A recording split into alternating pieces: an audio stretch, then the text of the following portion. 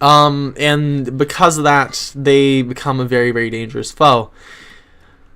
However, I do not currently have that implemented. Again, it's very, very difficult to do this global disposition system. I'm still trying to figure out how exactly I'm going to pull it off.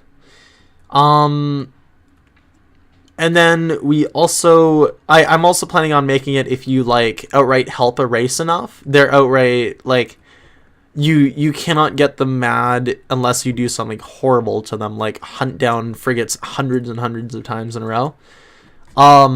Which will, of course, draw their ire, obviously.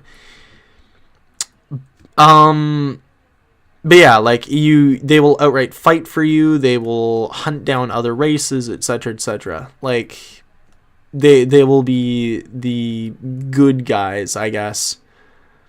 Oh my god, really? Normally, I don't get these bosses nearly as much as what I'm currently getting. The Elders as a boss is one of the most common, and the survival game mode is also another one of the most common.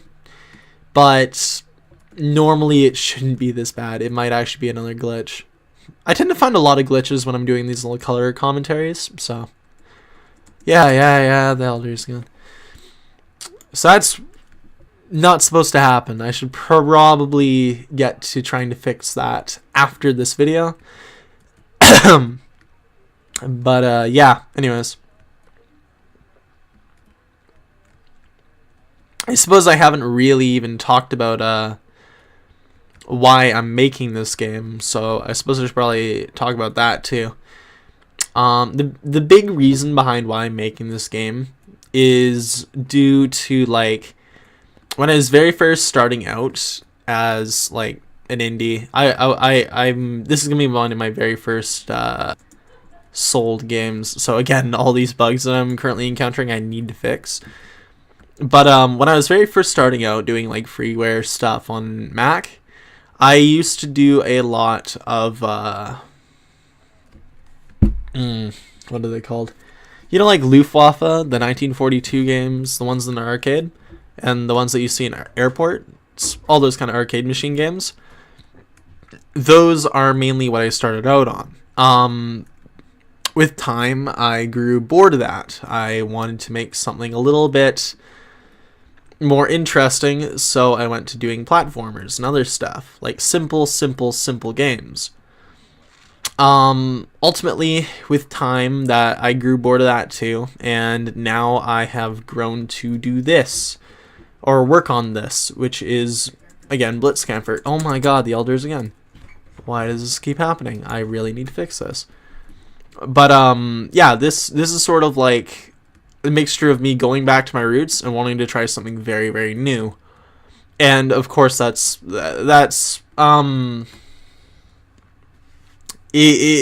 made me very, very, very, like, hyped up. I'm a little bit more fired up than I normally be with games right now, specifically because it's a chance for me to experiment and see what I can do. Oh my god. Oh, okay, here we go. This is the Harrier. I didn't really realize it would be this uncommon to encounter, but this is the Harrier. It's based on, again, the Harrier boss from Metal Gear Solid 2. I don't think that I built in a couple little attack patterns. I made him set up so that he doesn't like I said he's relatively possible to defeat. Originally I set him at like 8,000 health or something crazy, and he was nigh impossible to beat. At 4550, or I guess 5,000 health, he's a little bit easier to actually hit and defeat. Also, I set it up so that the bullets did more damage to him overall. But, yeah, originally this guy was one of the hardest to beat bosses in the game, and, like, it would take you nearly an hour to beat this guy. As is, it takes me about half an hour. I've beaten him only once, and I was the guy who created him, so... Well, I mean, this is a bullet hell. This is sort of how it works, right?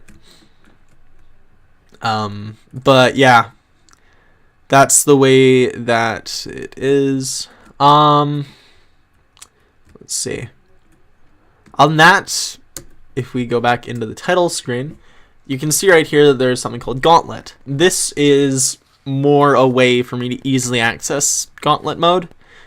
But the Gauntlet is one of our many game modes in here. When you enter here, you spawn in a large open world, or like a small enclosed space. My whole like explanation behind this is you have gone into another dimensional, like a multi-dimensional space.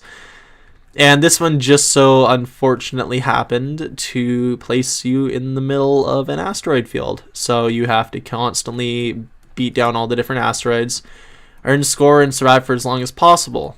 After the this is the first stage. After the fourth stage, you can choose to either go home or continue. And as you go, the risk gets a little bit more difficult. The rewards get a lot nicer too. So these little medium-sized asteroids here, they deal about 50 damage to your ship. They deal a lot of damage. They very much can harm you. The larger asteroids, though, they deal about 70 to 80 damage. Just to give you guys an example of how much health you actually have, just as a reference, you only have 100 health per life. So these larger asteroids take off a significant chunk of your health. Normally the gauntlet stages here aren't actually this long. Aren't actually this short. I'm just setting up so that it's easier to do demonstrations with. Yes, of course, obviously. I don't need to change that once I get over here. But yeah. This is how it gets after this. Like, you can see, right? Nothing but large asteroids, and they deal a lot of damage. However, the reward is quite great. Other than that, there is one other game mode. It is called Hold the Point. And the good thing about Hold the Point is that... okay, that's not good. The good thing about Hold the Point is that it's a high risk, high reward kind of game mode, where literally you have hundreds and hundreds of enemies coming at you. You only have one objective. You have to constantly reach said objective, and once you reach that first objective, it'll change positions. So you have to constantly keep chasing down the other objective as much as possible, and overall just if other enemies hit this objective, you also lose score. So that's another big thing about the whole reward system. On that though, sorry, I'm very stuttery. It's sort of difficult for me to act in any professional capacity. I'm not very used to it, so but yeah. So anyways, this has been a 19-minute video, so I suppose I will end this here. Thanks for watching. If you stay tuned, subscribe to our YouTube channel, and you will be able to get a lot more updates from us whenever we post new videos on blitzkampfer and other related content.